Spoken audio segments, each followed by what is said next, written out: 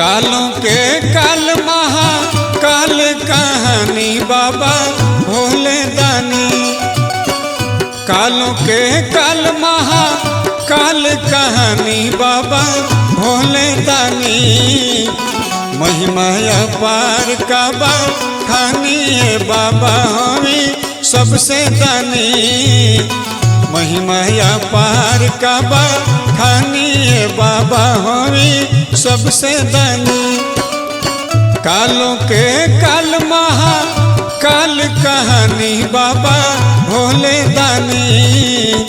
महिमा अपार का बखानी बाबा हमें सबसे दानी। महिमा अपार का बखानी बाबा हमें सबसे दानी।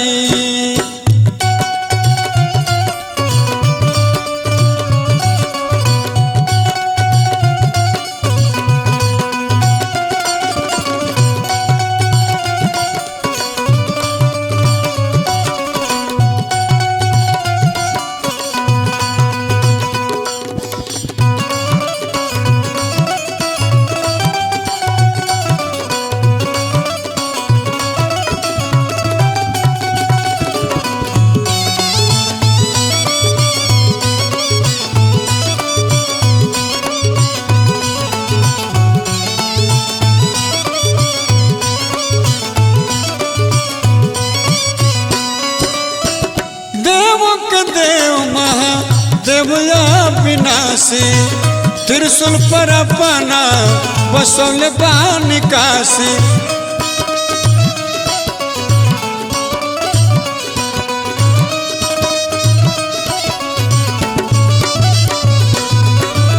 देवों के देव महादेव अविनाशी त्रिशूल पर अपना बसौल बानी काशी।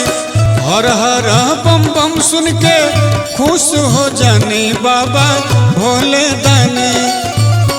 हर हर बम बम सुन के खुश हो जानी बाबा भोले दानी।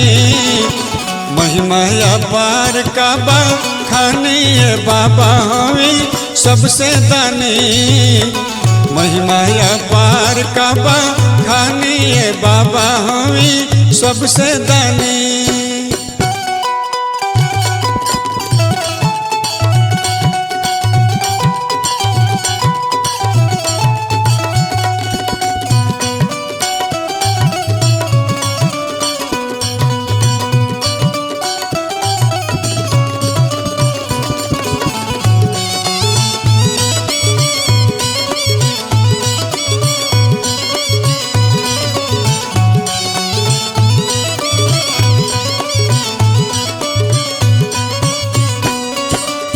भगतक महल अपने रहिले पहाड़ में भर जल झोली जे अब दरबार में।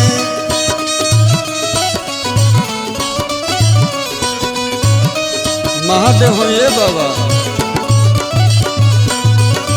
भगतक महल अपने रहिले पहाड़ में भर जल झोली जे अब दरबार में।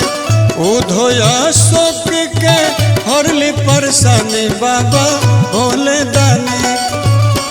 उधोया शोक के हरली परेशानी बाबा भोले दानी। महिमा अपार का बखानी बाबा हमें सबसे दानी। महिमा अपार का बखानी बाबा हमें सबसे दानी। कालों के काल महाकाल कहानी बाबा भोले दानी। कालों के काल महाकाल कहानी बाबा भोले दानी। महिमा अपार का बखानी बाबा हमें सबसे दानी। महिमा अपार का बखानी बाबा हमें सबसे दानी। महिमा अपार का बखानी भोला बाबा सबसे दानी। महिमा अपार का बखानी बाबा हमें सबसे दानी। महिमा पार का बा कहानी ये बाबा हमें सबसे दानी।